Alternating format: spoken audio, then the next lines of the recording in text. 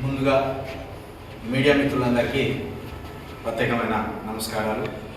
అదేవిధంగా మా జిల్లా అధ్యక్షులకు, మా జిల్లా నాయకులందరికీ కూడా నమస్కారాలు తెలియజేస్తున్నాం.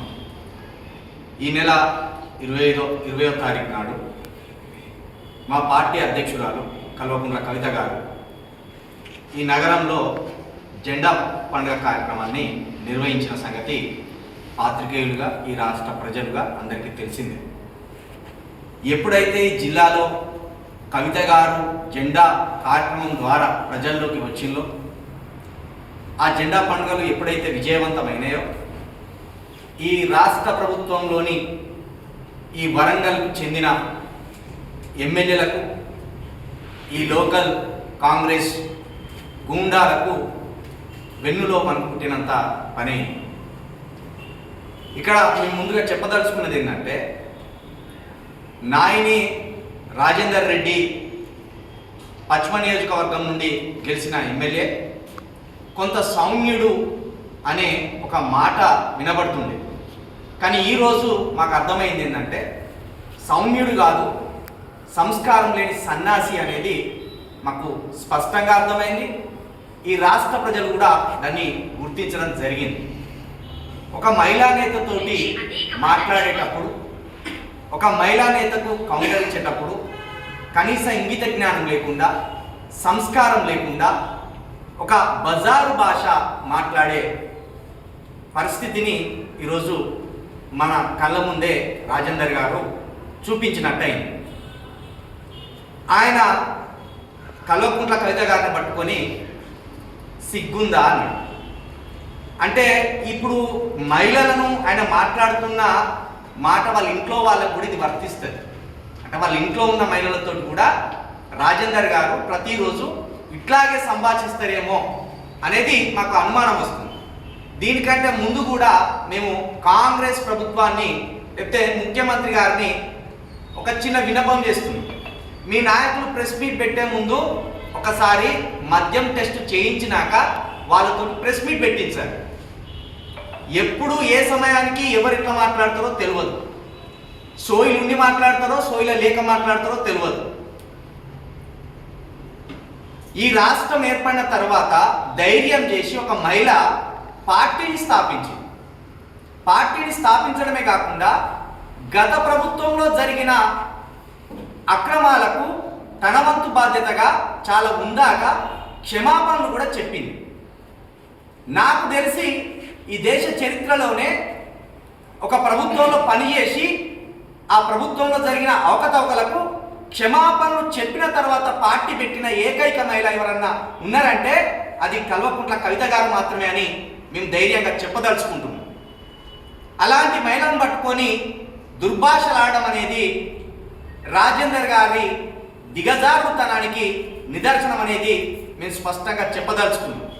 మరొక మాట, 5,300 కోట్లను ఈ వరంగల్ అభివృద్ధి కోసం విడుదల చేసినట్టుగా ఒక పచ్చి అబద్ధాలను ఆయన బల్లవేసే ప్రయత్నం చేశాడు. రాజేందర్ గారు, మీకు సూటిగా నేను ఒక సవాల్ విసురుతున్నాను. 5,300 కోట్లు కనుక ఈ నగరంలో మీరు విడుదల చేసి భూగర్భ డ్రైనేజీని కనుక మీరు నిర్మించడానికి ఇది ఇప్పటికే రిలీజ్ చేసి ఉంటే, నేను సవాల్ విసురుతున్నా, 5,300 కోట్లు రిలీజ్ కాలేదు. 300 కోట్ల రూపాయలు మాత్రమే నీ ప్రభుత్వం ఇప్పటి వరకు వెచ్చించింది. లేని పక్షంలో నేను చెప్తున్నా, రిలీజ్ కాలేదని మేము ఆర్టీఐ ద్వారా సమాచారం తీసుకొచ్చినప్పుడు నీ మూతి మీసాలు కొరిగించుకుంటావా? దీనికి నువ్వు సిద్ధమేనా? మా పాత్రికేయుల ద్వారా దీన్ని మేము అడగదలుచుకున్నాం. రాష్ట్రంలో కోకొల్లలైన సమస్యలు ఉన్నాయి. ఒక మహిళా నేత రాష్ట్రం అంతా పర్యటిస్తుంటే మీరు ఎందుకు వరిగిపోతున్నారు?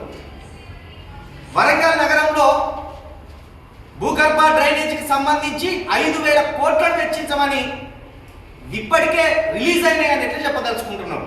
నువ్వు అబద్ధాలు. నీ పక్కన కూర్చున్న వ్యక్తులు ఎవరు? భూ కబ్జాలకు పాల్పడేటోళ్ళు. నీ మీద కూడా భూ కబ్జా ఆరోపణలు అనేకం ఉన్నాయి. వీటన్నిటికీ నువ్వు సమాధానం చెప్పాలి. మున్ముందు రోజుల్లో నువ్వు జారిన మాటలకు తప్పకుండా నీకు తగిన బుద్ధి చెప్తాం. మరొక మాట, రాష్ట్రం నుండి ఓ ఐటమ్ గాడు వచ్చి ఈ రాష్ట్రంలో ఇష్టానుసారంగా రాజకీయాలు చేసుకుంటూ తెలంగాణ ప్రజలను వేర్పాటువాదులని, తెలంగాణ ప్రజలు పాకిస్తాన్తో సమానమని ఓ ఐటమ్ గాడు వచ్చి మాట్లాడుతుంటే కనీసం దాన్ని ఖండించలేని దౌర్భాగ్య స్థితిలో ఉన్న మీరు ఒక మహిళా నేత మీద మాటలు జారడానికి మాత్రం అత్యుత్సాహం చూపడం నిజంగా సిగ్గుచేటు రాజేంద్ర గారు. నేను అడుగుతున్నా, మీకు సిగ్గుంటే ఇదే వరంగల్ డిక్లరేషన్లో 6 గ్యారెంటీలను ప్రకటించిన మీరు, ఇదే వరంగల్ వేదికగా మీరు 2 లక్షల రుణమాఫీని కూడా మీరు ప్రకటించడం జరిగింది. మీకు సిగ్గుంటే ఆ రీపాటికే మీరు రిలీజ్ చేసేది ఉండే. కానీ మీరు రైతులను వంచి ఇక్కడి ప్రజలను మోసం చేసి 6 గ్యారెంటీలు పాతర వేసిండ్రు.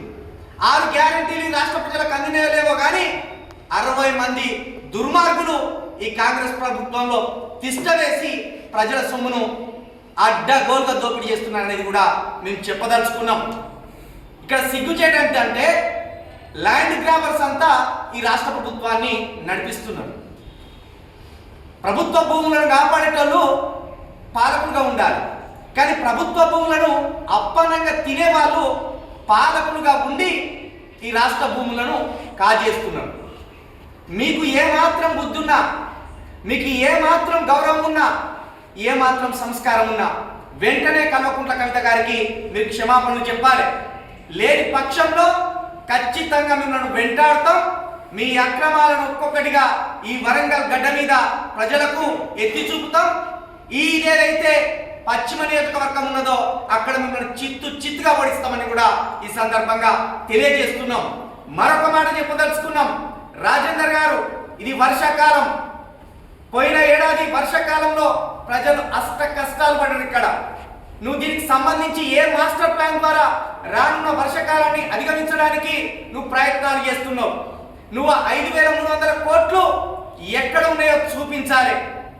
అదేవిధంగా ఈ ములుగు జిల్లాకు సంబంధించిన మంత్రి గారి బినామీ ఒకడు, వాడు ఇష్టానుసారంగా మాట్లాడే ప్రయత్నం చేస్తాడు.